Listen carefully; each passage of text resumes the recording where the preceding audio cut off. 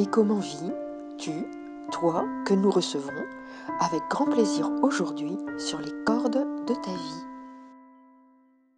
Bonjour le monde sur Et comment vie. Nous accueillons aujourd'hui Bérénice Randisi pour les fleurs de bac, l'aromathérapie, la kinésiologie. Elle a plein de choses à nous dire. Elle nous a aussi présenté quelques objets et puis bien entendu les fleurs de bac. Et donc je te laisse la parole. Bonjour Bérénice.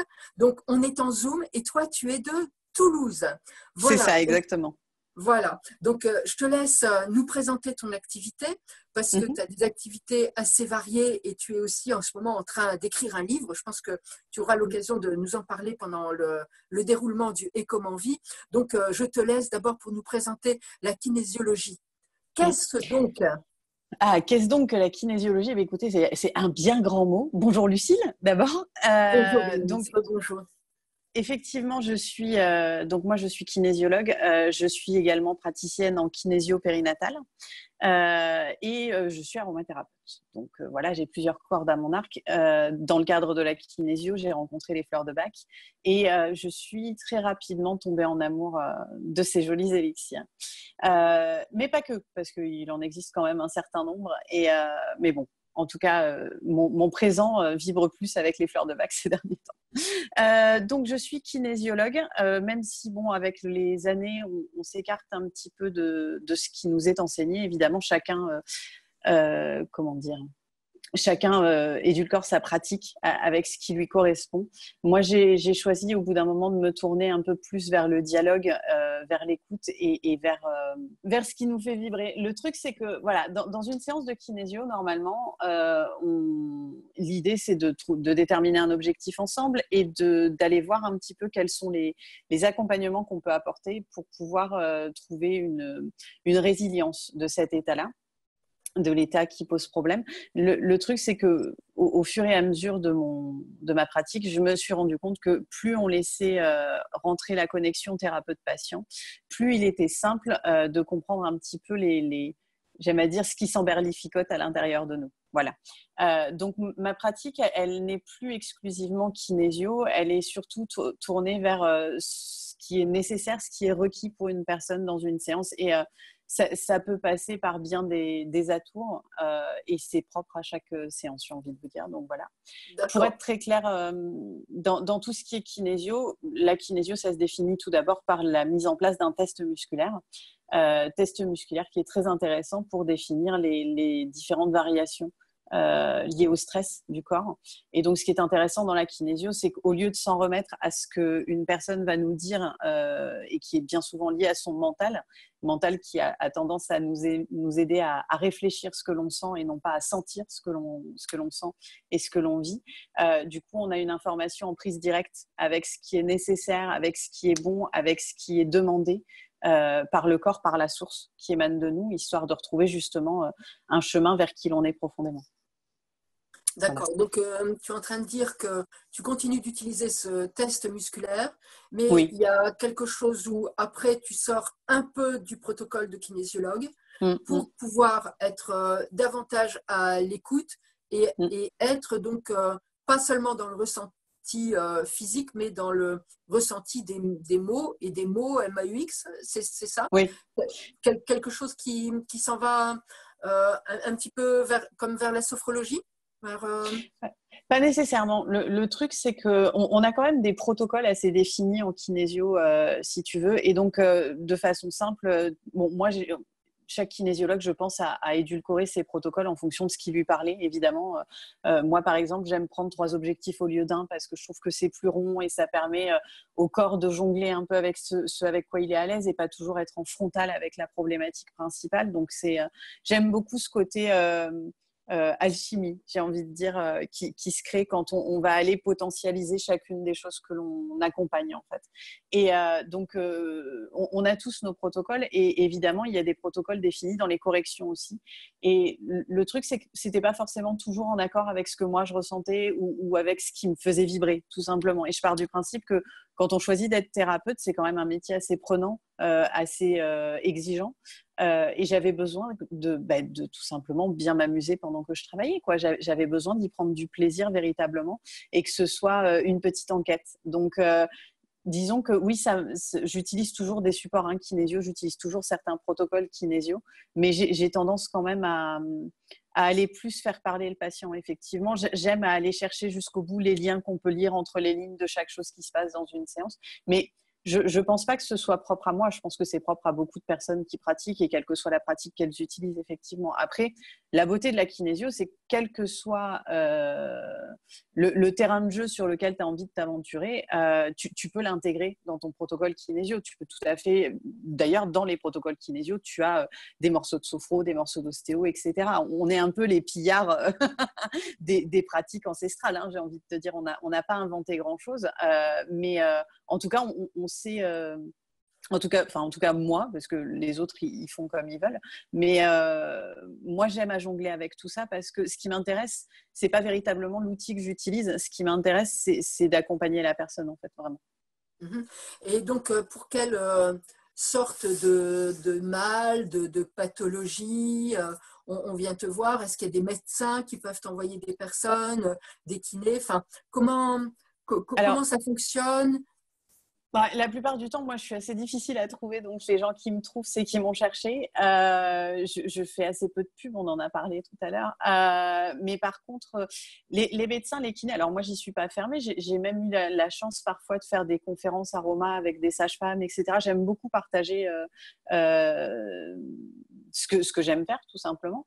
Et plus ça peut rendre service, mieux ça me convient. Mais… le truc, c'est que oui, des médecins qui m'envoient des patients, j'ai envie de te dire, s'ils veulent, au contraire, mais c'est bien souvent pas de mon côté que ça bloque. Un kiné, oui, j'ai des kinés qui m'envoient des personnes, effectivement, ça peut arriver. Mais la kinésio, en tout cas de mon point de vue, n'est pas toujours… comment dire, c'est pas toujours bien perçu et puis c'est pas toujours bien expliqué. Même moi, parfois, c'est difficile à mettre en mots. La kinésio, c'est juste un outil de pratique dans le soin à l'autre, quoi, dans l'accompagnement de l'autre. Donc, après, le reste, ça dépend des gens. Moi, je sais que la plupart des gens, du temps, ce sont les gens qui me trouvent, bien plus que des personnes qui envoient vers moi, si tu veux. Ça se passe plutôt comme ça. Et ça me convient bien, parce que le problème, c'est qu'en fonction du thérapeute et de la vision qu'il a de toi, il va t'envoyer des patients qui ne sont pas nécessairement dans ta partie ou qui ne sont pas en attente de ce que tu pratiques. Lui, il voit juste que c'est super et que ça lui plaît, mais que ce n'est pas nécessairement ce qui est bon pour eux. Donc, moi, je suis assez claire avec les personnes. Si ça leur convient, c'est très bien. Si ça ne leur convient pas, c'est peut-être juste avec moi que ça ne convient pas ou c'est peut-être juste avec la pratique. Et c'est à eux de prendre conscience de ça et de se diriger vers quelque chose qui leur fait écho, quoi, tout simplement. Et donc, c'est pour quelle pathologie, quel mot? Qu'est-ce que… alors quelle là, pathologie principalement? J'ai envie de te dire, moi, c'est très, très varié. Alors, et puis en plus, c'est souvent par période. Moi, je remarque souvent qu'en fonction des énergies ambiantes, on va avoir toute une flopée de pathologies auto-immunes qui vont venir. Sous d'autres moments, on va avoir beaucoup d'enfants d'un coup avec des déséquilibres cérébraux, des choses comme ça. Mais c'est très vaste, la kinésio. À partir du moment où tu as un déséquilibre quelque part, à partir du moment où il y a quelque chose à l'intérieur de toi qui sonne creux ou faux ou plus en harmonie avec qui tu es, tu peux faire appel à un kinésio ou une kinésio ou thérapeute X ou Y. Tu sais, je suis rarement là pour faire la pub de ce que je pratique exclusivement, mais la kinésio, c'est pas spécifique à quelque chose. On a des beaux résultats sur les déséquilibres cérébraux, les problèmes de latéralité, les choses comme ça. On a des beaux résultats sur les pathologies auto-immunes. C'est hyper intéressant de les comprendre, de les accompagner, etc. Mais moi, quelle que soit la problématique, je travaille toujours le patient et pas la pathologie. C'est-à-dire, ce qui m'intéresse, c'est de me centrer sur véritablement quelle est l'histoire à l'origine de ce qu'on amène en problématique et de voir un petit peu voilà, quel est l'accompagnement, la compréhension, les mots, parfois simplement le temps de pause qu'on peut proposer à la personne pour pouvoir trouver de l'espace. Et généralement, si on trouve de l'espace, on laisse venir ce qui est à entendre, j'ai envie de te dire.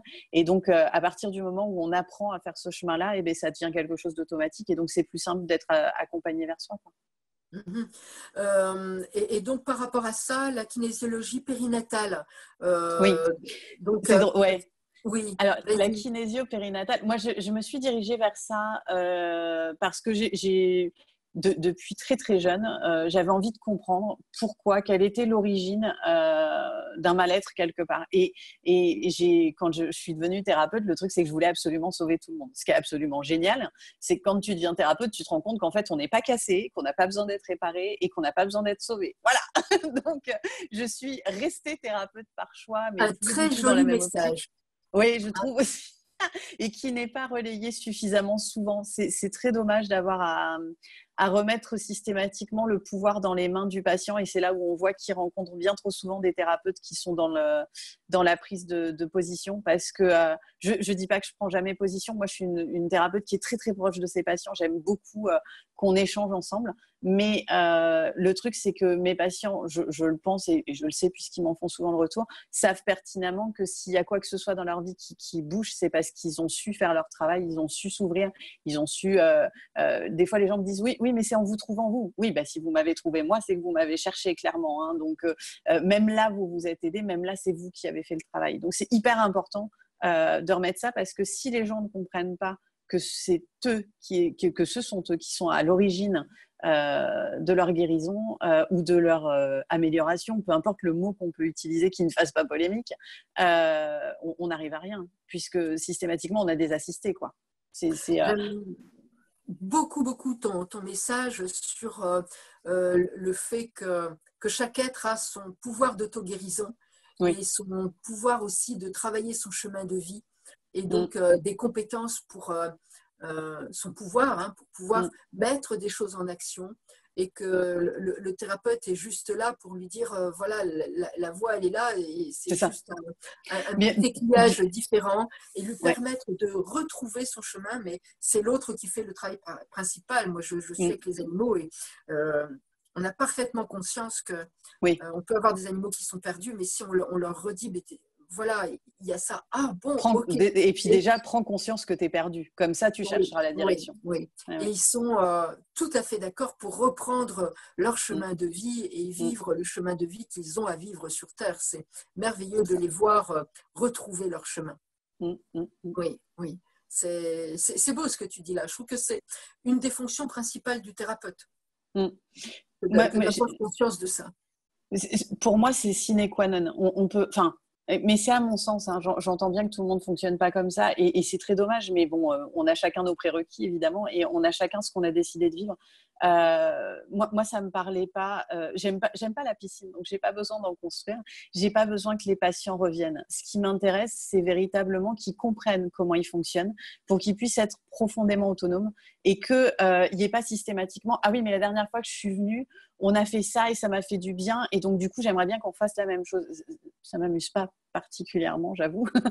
Et ce qui m'intéresse profondément, c'est d'amener une personne au plus près d'elle-même, là où elle va pouvoir prendre conscience que tout ce qu'elle vit, tout ce qu'elle expérimente n'émane que d'un refus de dialogue avec elle-même, d'un verrouillage particulier petite enfance ou d'autres sortes, peu importe, qui va venir enrouer une machine qui est pourtant, lorsqu'elle est bien huilée et qu'on lui laisse le temps et qu'on n'est pas dans une résistance ou dans quelque chose comme ça, va trouver sa résilience, elle toute seule. La résilience, c'est la capacité d'un corps à reprendre sa forme originelle après une perturbation. Et j'aime beaucoup ce concept, parce que pour moi, il ne s'agit que de ça. Et j'aime, tout à l'heure, tu parlais de trouver son chemin, d'être, qu'on était là pour leur montrer le chemin. Moi, bien au-delà de ça, je dis souvent aux gens, quand on est thérapeute, notre boulot, c'est que par quelque moyen que ce soit, on mette suffisamment les choses en place, du moins le patient, hein, quand je dis ça, quand je dis on, je parle du patient en réalité, hein, mais c'est un abus de langage, pour que la personne puisse prendre conscience de l'apport qu'elle a mis en place. C'est très fréquent que les gens me disent « Ah oui, mais ça, j'en ai pris conscience il n'y a pas longtemps, c'est pas étonnant que vous m'en parliez. » Oui, mais évidemment, je ne vais pas… Si je mettais en place ou en exergue des choses chez les gens dont ils n'avaient pas réponse, ce serait chouette, c'est spectaculaire, c'est magique, c'est tout le tralala, mais c'est pas du tout intéressant. Ce qui est intéressant, c'est de soutenir un mécanisme déjà en place. Les thérapeutes qui pensent qu'ils vont faire émaner quelque chose du patient, à mon sens, ne sont pas nécessairement sur une voie qui est parfaitement juste. Je ne dis pas que je le suis toujours, hein, qu'on s'entende bien, je le vois de moi cette idée, mais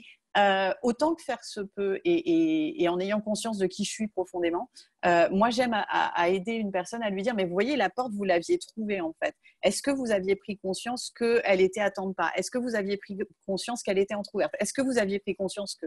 Et à partir du moment où on fait ça, le corps, il est en libre choix face à ça. Ok, cette porte, qu'est-ce que j'ai envie d'en faire? Qu'est-ce que je veux faire? Je veux la dégonder, je veux l'ouvrir, je veux passer mon chemin, etc. Notre boulot de thérapeute, c'est que ça. Hein. Oui, puis il y a beaucoup, comment je dirais, de respect du coup dans le chemin de l'autre, dans le temps de l'autre, et aussi quelque chose de très humble en prenant conscience que l'autre, il a son temps, son rythme, ses différents corps, et donc ses possibilités d'avancer ou peut-être là de ne pas avancer et même parfois de reculer. Mais exactement, c'est son chemin en fait. Quelque chose, voilà, c'est son chemin. C'est son chemin. Si on essaye de revenir sur périnatal, explique-moi un petit peu ça. Oui, alors le périnatal, il y a une distinction pour la simple et bonne raison que la kinésio périnatale, ça a été mis en place par Elisabeth Wolf sur la base d'un cours d'Annick Boitteau. Et donc, c'est une partie de la kinésio à part entière. Moi, que j'aime profondément, alors je pense que ça tient aussi à la prof, qui est une personne absolument extraordinaire, qui a une neutralité que j'aimerais atteindre quand je serai grande. Parce que je ne suis pas quelqu'un de très neutre, mais c'est OK, hein, ça fait partie de qui je suis. Et elle sait mettre en place une neutralité quand elle transmet son cours qui donne un libre cours à une autre partie thérapeutique à l'intérieur de la personne qui reçoit ce cours que je trouve très intéressante. Et donc, la kinésio périnatale, c'est aller travailler dans tout ce qui a entouré la grossesse, la naissance, l'accouchement de la personne. Et il s'y passe quand même un certain nombre de choses hyper intéressantes. Et moi, c'est un terrain de jeu sur lequel je m'aventurais fréquemment avant de rencontrer cette pratique. Et ça m'a permis de trouver des assises de faire ce cours-là, pour pouvoir justement appuyer mes ressentis. Et donc, j'ai beaucoup apprécié ça. C'est pas une pratique qui sort souvent. La kinésio périnatale, c'est un peu particulier à travailler. Chez moi, elle ne sort pas souvent. Par contre, elle fait partie de pratiquement toutes mes séances, mais pas nécessairement en pratique. Voilà. C'est-à-dire que quand on reçoit ces cours-là, ils font tellement partie de toi que de toute façon, derrière, le thérapeute que tu es sera différent, quoi. Donc, en gros, tu t'intéresses de la prime enfance, de la conception, de ce qui s'est passé à ces moments-là. Familiale, conception, lignée familiale, les choses que l'on… Tu sais, moi, j'explique toujours que je vois l'utérus comme une bibliothèque et que dans cette bibliothèque, pendant la grossesse, on a des histoires à y lire et on va choisir ce qu'on a envie d'expérimenter dans la vie. Et c'est important de comprendre ce que l'on a lu et ce que ça a donné comme événement dans notre vie, à la base de quoi ça s'est mis en place, et de savoir prendre position face à ça. C'est-à-dire que quelque chose qui vibrait à l'intérieur de nous à un moment donné et qui nous donnait une raison d'existence. Parfois, c'est difficile de venir à la vie et d'accepter pleinement ce choix parce qu'on est souvent en conflit avec les choix qu'on a faits. Très souvent, les gens te disent « Ah oui, alors je viens vous voir parce que je ne suis pas en accord avec mon incarnation ». Si vous êtes incarné, croyez-moi, c'est que vous êtes en accord avec votre incarnation. Vous n'êtes pas au courant que vous êtes en accord avec votre incarnation, mais vous étiez d'accord pour vous incarner. Sans quoi vous ne seriez pas là. Je veux dire, à un moment donné, il faut être clair. Mais c'est tellement bordélique de naître et c'est tellement un joyeux bazar, comme j'aime à l'appeler, que parfois les prises de conscience de choix et les accords avec nos propres choix ne sont pas clairs. Et la kinésio périnatale, c'est aussi une manière d'aller revisiter ça. Vient se joindre à ça, évidemment, tout ce qui a pu entourer la grossesse. Tous les déménagements, les stress de maman, le bazar du médical et du non-accord de bébé, etc. La conscience de l'émotionnel que peut partager un fœtus avec sa mère, même en très début de grossesse, ce sont des informations absolument géniales. Tout ce qui est dit, tout ce qui est rencontré, c'est une vraie mine d'or quand on est dans l'accompagnement de l'autre. Eh ben, c'est bien décrit, c'est joliment dit, et c'est vrai que ça donne aussi envie de pouvoir venir te voir, ou de t'appeler, ou de travailler à distance. Je trouve que là, il y a une ouverture sur toute l'ampleur de la kinésiologie, et ça, c'est vraiment chouette. Et donc, à partir de là, l'aromathérapie, elle arrive, avant, pendant ou après, Oui. Alors, elle est arrivée à la fin de ma formation classique. Et ce qui est assez drôle, c'est que j'aimais pas. J'aimais pas les huiles essentielles. Bah alors. C'est drôle, hein, mais en fait, j'avais des préjugés à leur encontre et je ne les connaissais pas, il faut le savoir. Et j'ai la chance d'avoir une vie très drôle pour ça. C'est que souvent, quand j'ai des prérequis sur quelque chose, il m'est montré la seule façon. D'ailleurs, c'est une des seules façons que j'ai de revenir sur mes prérequis, c'est d'en faire l'expérience. Et donc, j'ai rencontré pareil, une nana absolument géniale qui a su me présenter l'aromathérapie, probablement par l'un des seuls endroits où j'aurais pu être intéressée et qui a vu l'aromathérapie comme moi je vois les fleurs de bac que j'avais déjà rencontrées à ce moment-là, avec des petites histoires. Et ça, c'était absolument génial. Elle s'appelle Anne Libot. Je ne sais pas si elle donne encore des cours aujourd'hui, mais c'est une super nana et elle a une connaissance de l'aromathérapie absolument géniale. Et moi, l'aromathérapie, je l'utilise parfois en physique, évidemment, mais mon terrain, il va bien plus sur l'émotionnel et sur l'accompagnement par le biais des plantes. Le truc, c'est que chaque huile essentielle a une personnalité avec laquelle elle va. Chaque huile essentielle a un message à nous délivrer. On a quand même la chance d'avoir des plantes qui nous délivrent leur essence. C'est quand même très particulier.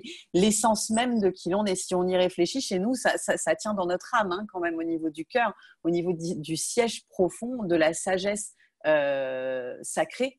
De ce que l'on peut être, quoi. C'est quand même incroyable comme truc. Et donc, on a quand même la nature qui a décidé de nous faire un cadeau pareil. Elle s'est dit, non, mais les petits humains qui expérimentent, là, des fois, il va falloir leur filer un coup de main.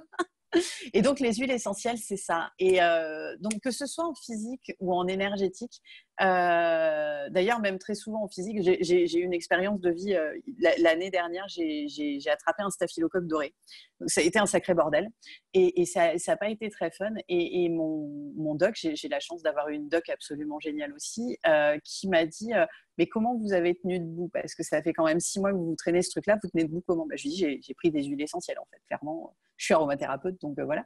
Et elle me dit, mais vous avez pris quoi? Donc, je lui ai décrit ce que j'ai pris, qui sont des huiles essentielles, somme toute assez sympathiques, assez douces. Je veux dire, pour un staphylocoque doré, on va plutôt utiliser des lance-flammes en aroma. Et donc, elle était surprise en me disant, mais comment ça a pu vous tenir debout pendant tout ce temps? Et je lui dis, le truc, c'est que si, au lieu d'aller dans l'allopathique de l'aromathérapie, vous allez dans l'énergétique profonde d'une fleur, c'est-à-dire que vous comprenez comment fonctionne la personne, comment fonctionne la maladie et quel est le process qui se déroule à l'intérieur, vous arrivez à quelque chose qui vous amène vers l'émotionnel de quelque chose. C'est-à-dire que moi j'ai pris des huiles qui m'aidaient à retrouver profondément mon essence. J'ai pris des huiles qui m'aidaient à redresser mes limites. J'ai pris des huiles qui m'aidaient à aller à la rencontre des moments oubliés où ça avait été compliqué pour moi d'être auprès de moi. Et donc, oui, ce sont des huiles très douces qui, normalement, ne travaillent pas forcément un staff, mais qui, lorsqu'elles vont vraiment au plus près de la vibration de ce qui se passe dans votre vie, vont aller délier des choses absolument merveilleuses. Et quand on est sur l'énergétique, il se passe tout autre chose. C'est-à-dire, je vais vous dire n'importe quoi, moi, une de mes huiles préférées, c'est le Ravensara, qui a une histoire absolument énorme. C'est qu'il y a un mec qui s'est planté dans sa définition du Ravensara, parce qu'il y avait une histoire, il y a le Ravinsaré et le Ravensara. Il faut savoir que ce n'est pas du tout la même plante. Qu'il y en a un, c'est un camphre, et l'autre, c'est du Ravensara. Mais comme les plantes sont très proches et qu'à un moment donné, il y a eu une petite erreur et qu'en plus, il y en a une qui est plus présente que l'autre, en fait, on a basculé les propriétés de l'un sur l'autre. Pourtant, pour chacune des personnes que j'ai accompagnées à faire l'expérience de la différence entre les deux, elle est majeure, hein, clairement. Donc, moi, l'huile dont je parle, c'est le Ravensara aromatica, d'accord? Ravensara. Cette huile-là, donc elle est antibactérienne, antivirale, antifongique, peu importe. Elle a tout un tas de propriétés antinévralgiques sur les zonas, elle est merveilleuse. Et ce petit bonhomme-là, chez moi, c'est un ermite. Chez moi, c'est cette espèce d'alchimiste qui va, quel que soit l'endroit où il va se poser, faire venir la nature essentielle, profonde, originelle, et rebâtir tout ça autour de lui. C'est ce vieux bonhomme qui, au-dessus d'un immeuble, va vous créer un jardin et ramener de la nature en plein centre-ville. C'est cet arcane qui va tenir la lampe et qui va vous montrer le chemin et qui va vous dire « Ok, non mais là mec, tu t'es perdu ». Mais bien avant d'essayer de trouver ton chemin, essaye de prendre conscience des raisons du pourquoi tu t'es perdu. Le Ravensara, c'est une huile qui vous amène à ça. L'estragon, c'est le vieux bonhomme du bord de la route qui, au bout d'une course, vous dit que oui, vous vous êtes cassé la gueule et que c'est peut-être la chute de trop, mais que si en fait vous vous relevez, la victoire sera juste en fait. Et que la victoire, c'est pas forcément le bout du chemin. La victoire, c'est de s'être relevé et d'avoir cru en soi une fois de plus. Donc, voilà comment moi, je perçois l'aromathérapie et voilà comment j'accompagne les gens dans leurs états émotionnels. Donc, souvent, ça vient après toute une discussion et les gens, quand ils me parlent, on en parlait tout à l'heure, Lucille, j'aime bien entendre entre les lignes. C'est quelque chose qui me caractérise depuis très petite. Et donc, j'entends entre les lignes ce qui se passe. Et évidemment, je suis kinésio, donc je teste en fait. Et c'est la beauté de la chose, c'est que nous, en tant qu'humains, on entend des choses.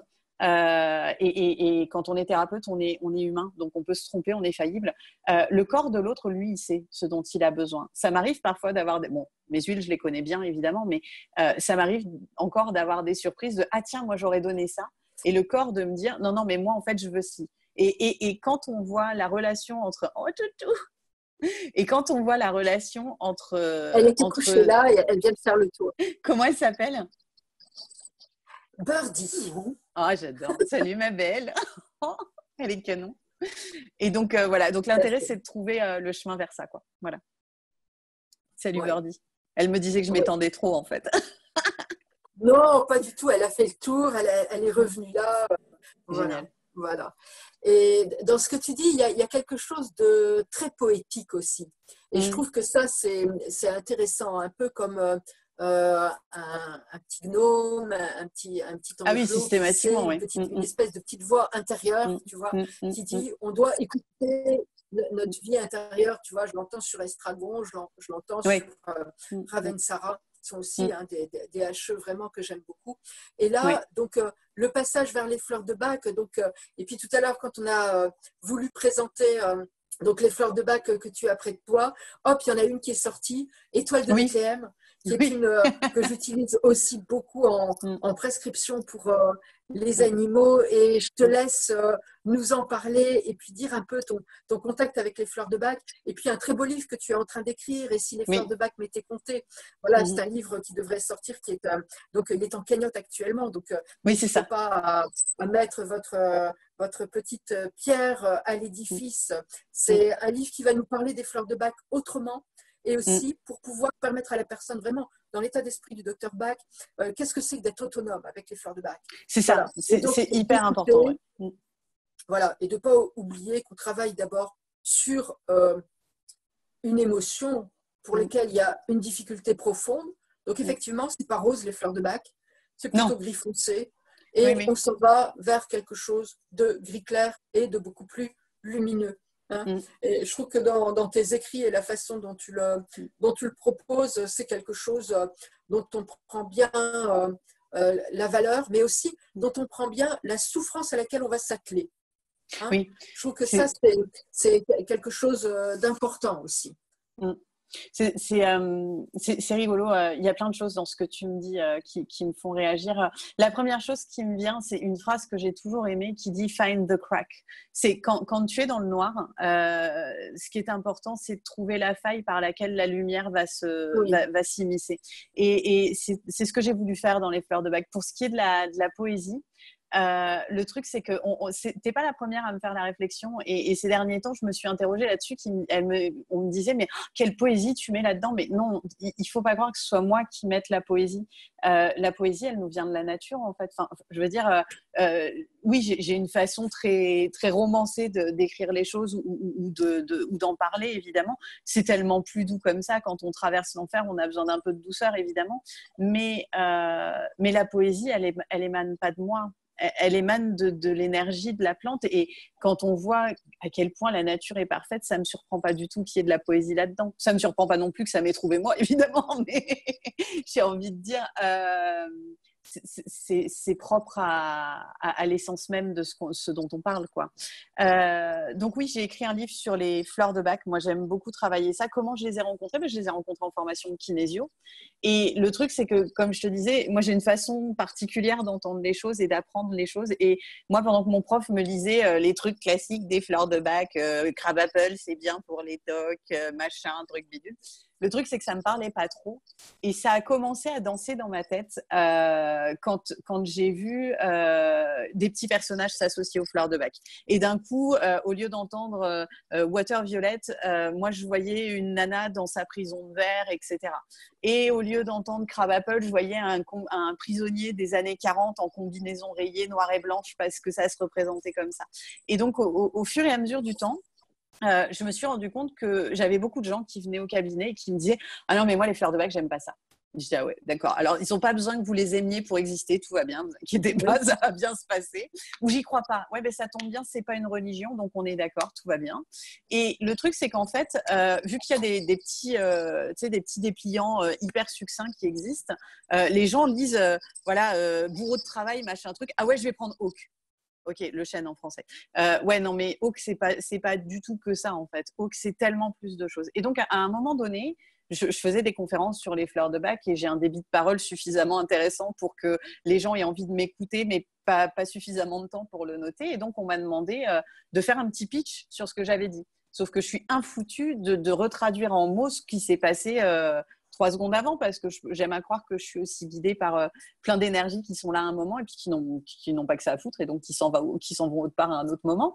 Et du coup, c'était un peu compliqué. Et je me suis dit, oui, pourquoi pas, la personne qui me l'avait demandé, j'ai beaucoup d'estime pour elle, donc je l'ai fait. Et quand j'ai commencé à écrire ces fameuses listes de fleurs de bac, que je trouvais très inutiles parce qu'on a des très bons bouquins pour ça, de listes, ce qui est sorti, ce sont les petites histoires, en fait. Les petites histoires des fleurs de bac. Parce que c'est le truc con, mais moi, avec mes patients, quand je papote, je suis comme ça, avec ma petite fiole, et je leur explique, vous voyez, Star of Bethlehem, c'est ce moment de vie où on a l'impression d'être tombé de cheval et désarçonné de son âme. Star of Bethlehem, c'est ce moment où on a besoin qu'on nous rappelle que oui, il y a eu un moment terrible dans notre vie et qu'on s'est mis en quarantaine de cette partie de nous qui a ressenti ça parce qu'on veut surtout pas être approché par elle, parce que ça fait trop mal et parce que ce deuil, on n'en veut pas. Et qu'en même temps, en se fragmentant, on est à nouveau en deuil. Et donc, du coup, on n'arrive pas à trouver son chemin. Voilà, Star of Bethlehem, c'est ça. Et Star of Bethlehem, j'avais besoin que les gens la comprennent un peu mieux que ouais, si vous avez un accident ou un choc émotionnel, il faut prendre Star of Bethlehem. J'avais besoin que les gens prennent la profondeur de cet état-là. Et je trouve que voilà, ton explication d'étoile de Bethléem, il y a quelque chose effectivement où on se sent un peu désarçonné et oui. Comment on va reprendre le cours de sa vie, comment on s'ancre. Voilà. Et quand on est désarçonné, c'est quelque chose de très intéressant parce que quand on est à cheval, on ne touche pas terre, n'est-ce pas? C'est un des principes quand on fait le cheval. On évite que nos pieds tiennent terre. Mais quand on est désarçonné, et là, d'un seul coup, on revient à la terre. Et je trouve que cette image, elle est très, très belle aussi. C'est qu'est-ce que je fais quand je suis désarçonnée et pourquoi j'ai été désarçonnée et aussi pourquoi est-ce que j'ai voulu faire du cheval. Ça aussi. Mais d'autant que Star of Bethlehem, c'est vraiment tous les moments de la chute de cheval. C'est pour ça que j'avais choisi cette image dans le livre parce que, tu sais, tu as ce moment où tu es ferme sur ton cheval et où tu sens que ça va commencer à vriller. Tu as ce moment où tu vas avoir le corps qui se soulève et qui est en lévitation et qui ne veut pas véritablement toucher terre parce qu'il ne sait pas ce qu'il va trouver. Tu as ce moment où tu te rapproches du sol et où tu sens l'inévitable de la chose. Et ensuite, tu as cette lourdeur et cette gravité qui te rattrape et qui t'écrase au sol, en fait. Et Star of Bethlehem, c'est tous ces moments-là réunis en un seul et en une fraction de seconde. Et c'est cette intensité-là qui est importante à prendre conscience parce que à moins d'aller dans cette part sombre de la fleur, dans cet émotionnel oublié, comment est-ce qu'on peut aller chercher justement sa résilience? D'accord? Si on ne va pas prendre conscience de oui, là, il y a un problème, il y a quelque chose qui n'a pas été… Et comment est-ce qu'on peut aller chercher de l'aide pour pouvoir trouver sa résilience? Hop, j'ai déjà décidé de s'en aller. Ok, il est revenu. C'est parce qu'il demande à être présenté. Il demande à être présenté. Ah, alors, monsieur le Attends, Génézard. on va juste, si ça te va, on va juste terminer sur les fleurs de bac. Donc, bien entendu, tu es prescripteur sur Toulouse, tu prescris aussi pour les animaux, tu peux aussi prescrire d'autres complexes qui sont faits également avec des fleurs. Est-ce que là, tu as juste envie de citer la marque avec laquelle tu travailles et pourquoi? Alors, moi, je travaille pratiquement exclusivement avec Healing Herbs parce que à l'époque où… Ah oui, j'ai eu aussi la chance d'avoir une deuxième formation fleurs de bac avec un type absolument étonnant qui a fait un lien entre les fleurs de bac et leur influence sur nos glandes endocrines et la représentation qu'elles pouvaient avoir dans notre vie. Par exemple, la glande pinéale, c'est la perte de repères, les surrénales, c'est l'épuisement, etc., etc. Et c'est hyper intéressant. Moi, j'aime beaucoup regarder les élixirs comme ça. Et c'est assez simple parce que dans le livret, notamment le bac original, ils ont carrément mis chaque groupe de fleurs, en fait, dans le groupe incertitude, par exemple, c'est les surrénales, par exemple, etc., etc. Et le bleu clair, je me rappelle plus de son nom parce que moi, je travaille pas avec ce genre de choses. Le bleu clair, c'est l'hypophyse et l'hypothalamus. Le orange, c'est pancréas, etc., etc. Et donc ça, vous le retrouvez. Ah, je vous ai pas montré mon livre. Donc, vous le retrouvez dans mon livre, voilà, qui est en financement participatif. Donc, l'idée est simple, c'est qu'on a jusqu'au 22 août pour que les gens participent à la cagnotte. On a mis 300 exemplaires en édition limitée dans la vente et on a essayé de faire au plus près au 100% fait main et en respect de la nature puisqu'on a choisi des papiers recyclés. On a choisi de faire les étuis non pas en plastique ou en craft mais en tissu qu'on va coudre nous-mêmes, etc. Donc voilà, l'idée c'était de respecter le vivant jusqu'au bout et d'aller dans quelque chose de vibrant. Voilà pour le pitch du livre. Et ce qui m'a amené à ça, c'était de dire, voilà, les glandes endocrines, c'est aussi un joli volet. Et tu m'avais posé une question qui m'avait amené à ça, mais j'ai perdu, Lucille, je suis désolée. Oui, c'était de pouvoir présenter cette marque. Voilà, voilà. Donc, moi, je travaille beaucoup avec Gaïa David, avec Drôme Provençal. Voilà. Je pense que quand on est prescripteur, bien sûr, suivant les régions aussi où on se trouve, on a nos terrains, oui. Travailler un maximum au niveau holistique et puis bien sûr favoriser les produits de qualité de nos régions. Je trouve que ça, c'est important également. Et bien, voilà, c'est important qu'on puisse aussi donner aux personnes qui nous regardent, qui nous écoutent, des marques pour lesquelles il y a vraiment un principe énergétique qui est mis en place. Je trouve que ça, c'est vraiment important. Et puis, redire aussi, parce que tu es dans le même cas que moi, que pour et avec les animaux, nous travaillons avec les fleurs de bac qui sont alcoolisées. Voilà, justement, l'ouverture de la spiritualité. Mais je trouve que c'est important de pouvoir le dire. Voilà, le raisin. Hein, il porte son intention, mais pas l'alcool de rêche, j'ai envie de dire. Qu'est-ce qui porte l'intention? Eh bien oui, c'est le bon cognac, c'est le bon brandy, c'est celui qui a bonifié dans les fûts de chêne, c'est celui pour lequel on a apporté une attention pour 5 ans, 10 ans, 15 ans, 20 ans. Le travail de la nature couplé au travail de l'homme. Donc, comment je dirais, la nature de l'alcool aussi, qui sert pour les fleurs de bac, est aussi quelque chose de fondamental. Je pense que ça, c'est aussi un message à passer. Et puis, on va aussi t'entendre pour des conférences fleurs de bac sur le groupe Autoguérison. De Michael Évrard. Et puis, tu vas être aussi pour les fleurs de bac dans le numéro 3, donc la box 3 communication animale, donc, qui est dédié au végétal et pour lequel tu vas vraiment pouvoir t'exprimer et puis aussi pouvoir présenter un exercice parce que tu parles du livre, mais tu as oublié les cartes. Oui, les cartes sont là. Elles sont très très belles et je trouve que ça, c'est voilà déjà l'étui, tout ça, voilà, c'est voilà. Donc, le petit étui fait main est là, voilà. Donc on a choisi 5 tissus en fait fleuris, qui ne seront pas les mêmes évidemment, 5 tissus intérieurs à poids qu'on va modifier à loisir pour avoir des choses très différentes les unes des autres. Moi, j'aime le côté unique des choses, de prendre conscience que oui, on est différent, mais on est surtout unique. Ça rend la chose très OK, alors que parfois, on a un jugement sur le côté différent, en fait. Mais non, on n'est pas différent, on est unique. Et les cartes, les voilà. je sais pas, voilà, on voit Ils sont plutôt bien. magnifiques. Moi, j'ai la chance d'en avoir eu en photo pour l'exercice et je trouve qu'elles sont réellement magnifiques. Ouais, on voit pas bien, voilà. c'est dommage, il y a un reflet, mais ça c'est Gorse et là nous avons Olive qui est juste ici, voilà. Oui. Donc chaque carte en fait, photo, voilà. Chaque carte a son image. Les images on les retrouve, je vais vous les montrer parce que j'ai la chance d'avoir le livre là qui a été imprimé en première impression. Est-ce que j'ai Olive? Ouais, j'ai Gorse ici. Voilà, donc chaque image se retrouve dans un médaillon dans le livre pour faire un petit rappel, parce que je trouve ça intéressant. Et donc, on les a réfléchis. Mon illustratrice est quelqu'un de très doux, de très subtil, qui sait saisir ça. Ce qui est assez intéressant, c'est qu'il faut savoir que pratiquement chaque fois qu'elle me propose un dessin, il est directement en adéquation. Je crois, non, on n'a pas eu à retoucher une seule des illustres qu'elle a fait jusque-là, quoi.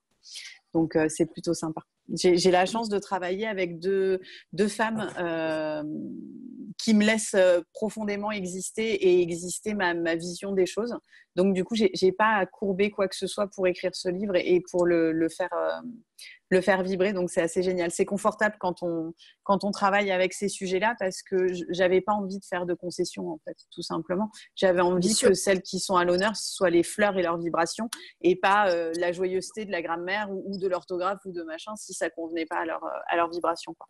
D'ailleurs, il y a des discordances de temps qui sont voulues. Et donc, ces cartes, elles sont en vente avec le livre. C'est un coffret. Oui, tout à fait. Alors, sur le financement participatif, qui est en fait notre seule vitrine de vente, tu peux soit participer au projet pour l'encourager, et donc on a mis, je crois, un remerciement avec des cartes qui seront des cartes format carte postale de ces illustrations-là. Tu as un volet avec le livre seul et tu as un volet avec le livre et les cartes, en fait. Les deux sont en même temps, c'est simplement tu peux choisir dans ce financement soit d'opter pour l'option livre tout seul, soit d'opter pour l'option livre plus carte, en fait, tout simplement. D'accord, c'est simplement la distinction, mais elles sont tous au même endroit. D'accord. L'ensemble livre et carte, donc le coffret, tu peux nous dire un peu le prix? Oui, il est à 54 €. Et à ça, il faut rajouter les frais de port qui sont à 8 € en France, tout simplement. Voilà. D'accord. Est-ce qu'il y a quelque chose où on peut se servir de ces cartes, je n'ai pas envie de dire comme de la divination, parce que je trouve que le mot n'est pas approprié, mais voilà, de se dire c'est pas de la qu'on peut divination, recevoir une fleur pour une journée. Voilà, c'est ça. Mais c'est tout l'intérêt de ces cartes, en fait. C'est pour ça que je les ai voulues ainsi. C'est que déjà, ça rend ludique. Tout le monde ne teste pas la fleur qu'il a besoin de prendre aujourd'hui. Alors, il y a des personnes qui ont suffisamment de liens avec leur intuition et qui vont ouvrir la page ou des choses comme ça, ou tout simplement qui vont être attirées par un chiffre et qui vont avoir la curiosité d'eux. Mais il y a des personnes dont l'appréhension, pour moi, c'était important de jouer sur ce réflexe archaïque d'enfant. L'appréhension de la chose, je la trouve très importante quand on travaille sur soi parce que justement, vu que c'est sympa de bosser avec son enfant intérieur quand on travaille l'émotionnel, aller stimuler sa appréhension par un jeu de cartes, je trouvais ça rigolo. Et donc l'idée, c'est de poser l'intention quand on a les cartes devant soi, de se dire ok, qu'est-ce qui est requis pour moi aujourd'hui, ou quelle est la souffrance à la rencontre de laquelle je peux aller pour débloquer cet état, ou quel est aujourd'hui, j'ai un peu d'espace, j'ai envie de prendre un temps pour moi, quel est le cadeau que je peux me faire, et donc de choisir une carte comme ça. Dans le livre aussi, je propose de choisir 3 cartes, une pour notre partie enfant, une pour notre partie adolescente et une pour notre partie adulte, parce qu'il est des blessures dans chacune de ces parties-là et ça peut être intéressant. Mais ce qui est intéressant, c'est qu'on en parlait, quel est le lien avec les animaux, mais j'ai écrit, moi j'ai des chiens et mon chien récemment n'était pas bien parce qu'il y avait un peu trop de remue-ménage à la maison et du coup j'ai été chercher quelle fleur je pouvais lui donner, etc. Mais l'avantage de la façon dont elles sont décrites, c'est que même sans... Alors, qu'on s'entende bien, je pense qu'une com animale, c'est toujours utile ou quoi que ce soit, mais on n'a pas toujours le loisir, un dimanche soir à 23h, d'appeler la COPS qui fait de la com animale pour nous aider à trouver. Et mine de rien, ce jeu de cartes et ce livre peuvent amener quelque chose de sympathique, parce que c'est écrit de façon à ce qu'on puisse comprendre profondément ce qui se passe à l'intérieur. Et moi, je sais que dans le cadre d'un animal, ça me parle toujours, ce texte-là, parce que les émotions des animaux sont, je pense que tu me corrigeras si je me trompe, mais sont quand même très pures, très brutes. et elles ont besoin d'être accompagnées comme celles d'un petit enfant, en fait. Et c'est hyper important mine de rien, quand on a la conscience de ce qui se passe à l'intérieur de son chien qui jappe à 23 heures et qui va réveiller le petit qui n'a pas fait sa nuit depuis 8 mois, c'est quand même plus facile quand on comprend ce qui lui arrive que quand on est juste dans notre humanité dérangé par ceci ou cela. Je te propose que tu nous tentes avec cet objet depuis tout à l'heure. Oui.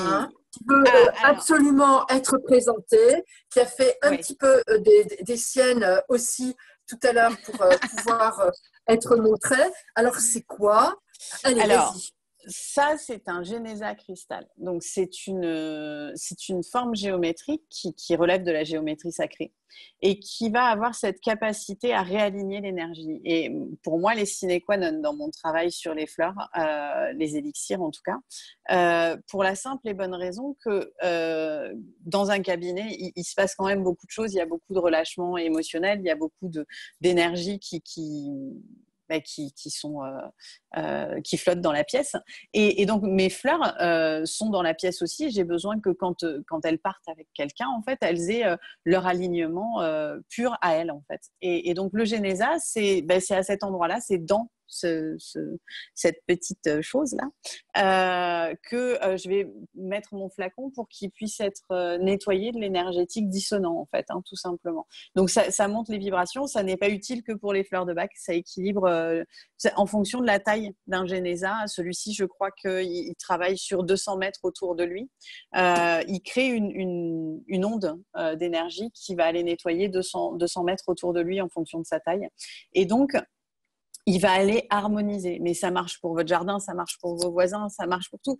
L'idée, c'est qu'il s'en fout de Genésa de ce qu'il nettoie, il nettoie ce qui est disharmonieux, en fait. Donc, moi, j'ai la chance d'avoir connu ça très tôt. Vous les trouvez facilement sur les jardins co-créatifs, ils en vendent. Vous pouvez aussi très facilement trouver les schémas sur Internet et vous les fabriquez vous-même. C'est du laiton avec des points de sudure, c'est pas très compliqué. Il y a des personnes qui en mettent dans la biodynamie pour la pousse des champs, en fait, pour que ça respecte les rythmes naturels des plantes, etc. Bien évidemment, ce sont des propriétaires agricoles qui ont une conscience un peu particulière des récoltes et qui ont pu voir qu'il y avait besoin de moins utiliser de tels produits qui n'étaient pas bons pour la plante, pour le champ, etc. Et donc, eux le font avec des cercles de hula hoop, voilà, avec du scotch, ils enrubannent et donc certaines personnes méditent à l'intérieur de ces formes géométriques-là. Voilà. Je ne sais pas si je sais être très, très claire. Là où vous trouverez vraiment toutes les infos, c'est chez les jardins co-créatifs. Voilà, justement, je redis le mot parce qu'il y a eu comme une coupure quand tu disais jardin co-créatif. Donc, je vous invite vraiment à aller voir ce site, à regarder leur formation, à regarder leur connexion à la Terre. Vous allez voir qu'il y a aussi des élixirs, il y a des produits, mais c'est surtout, comment je dirais, le lien de la connexion. C'est au-delà du site où il y a des produits à vendre. C'est pas ça qui est important. Lisez bien les à propos, l'accueil, la formation, voilà. Lisez bien tout ça, c'est d'une richesse incroyable. Et d'ailleurs, on retrouvera aussi leur site sur le magazine 3 où tu es dedans. Il y a également leur publicité et on les entend aussi parler des fleurs de bac, parce que je trouve que leur façon d'en parler est aussi très très belle. Voilà. Oui. Ils ont une conscience très particulière du monde des fleurs. Moi, j'aime beaucoup leur dimension et ce que j'aime par-dessus tout, c'est qu'ils ont vraiment cette volonté de partager. Si vous avez une question sur une fleur ou vous avez un état pour lequel vous avez besoin d'un accompagnement, ils sont vraiment très disponibles. C'est hyper rare dans ce monde-là. Ils sont pas dans le jugement, ils sont vraiment dans l'accueil. Ce sont de vraies belles personnes à mon sens, quoi. Et François a créé une gamme fleurs de bac qui s'appelle les fleurs d'Atlas sans alcool. Il faut le savoir aussi. C'est important de le savoir. Oui. Voilà. Eh bien, écoute, un très très grand merci sur cette émission Merci à toi. Voilà, un grand plaisir. Et donc là, si tu avais 3 mots pour ceux qui nous regardent, qu'est-ce que tu voudrais transmettre? 3 mots, tu sais, quand on me connaît, ça fait peu. Juste 3 mots. Ok, je dirais intention, je dirais poésie et je dirais rencontre. Oui. Intention, poésie, rencontre, c'est tout un programme. Oui. Tout un programme. Un grand merci. On a eu le confinement, on a le déconfinement, on a une espèce de pseudo-confinement, déconfinement, on ne sait pas trop. Donc, je trouve que tes 3 mots portent une belle valeur. Oui. Un grand merci. Un grand merci à toi, Lucie. Un très, merci très grand beaucoup. merci. Voilà. Et puis, donc, à bientôt pour ce magazine et puis sur la route. Et puis, bien sûr, plein de chances. On va aussi mettre le lien donc, pour le livre et pour les cartes. Parfait. Donc, très, très belle réussite à toi, Bérénice. Merci. Belle journée et belle continuation et beau magazine. On va bien s'amuser. Ça va être chouette. Tout à fait. À très bientôt.